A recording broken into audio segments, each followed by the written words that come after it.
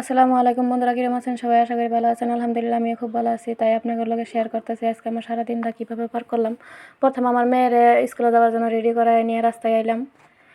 তো রাস্তায় টমটম খাড়া করার টমটম উঠাই দিলাম, কারণ ও টমটম দিয়ে আজকে স্কুলে যাবো, কারণ ওর বাপ টাইম পাবো না, আজকে বাড়িতে প্রচুর কাম। তো টমটম দিয়ে স্কুলে চলে গেল। তো এদিকে আঙ্গর মিস্ত্রিও আয় পড়ছে, নতুন গোহালির কাম চলতেছে, ওরা হেরে বালু চালিয়ে নিতেছে। আর এদিকে আমগর গরু খাবার জন্য মাকই গাছগুলো রাখছি।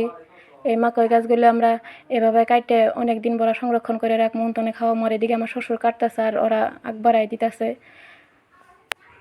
আর আমি ঘরে হেরে মিস্ত্রি গিয়ে এইভাবে চা উঠাই দিছি।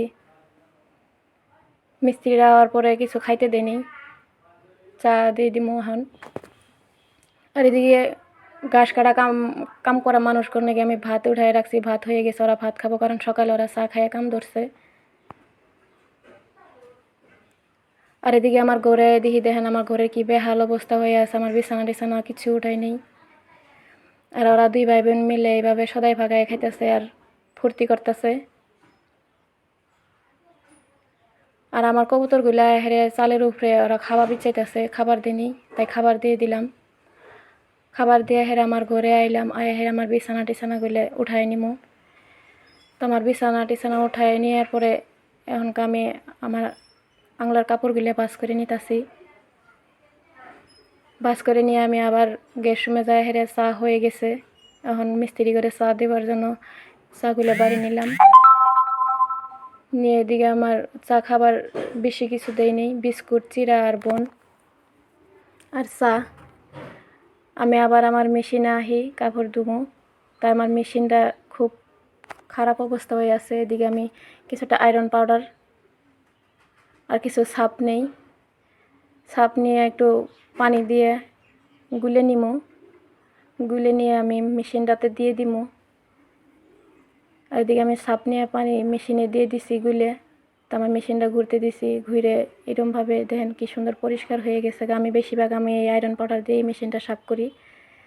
তা আমার কিচেন রুমটাও আমি ভালো করে সাফ করে নিছি, আমার গ্যাসের চৌকাগুলোও সুন্দর করে সাফ করে নিছি। আর এদিকে আমার ওয়াশিং মেশিনে আমি কাপড় ধুইতে দিছি।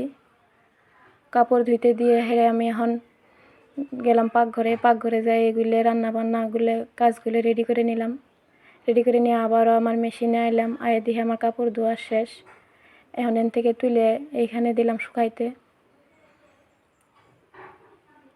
তো শুকানির সুইচটা দিয়ে আমি আবারও চলে যাবো পাকঘরে, কারণ অনেক রান্নাবান্নার কাজ পড়ে আছে।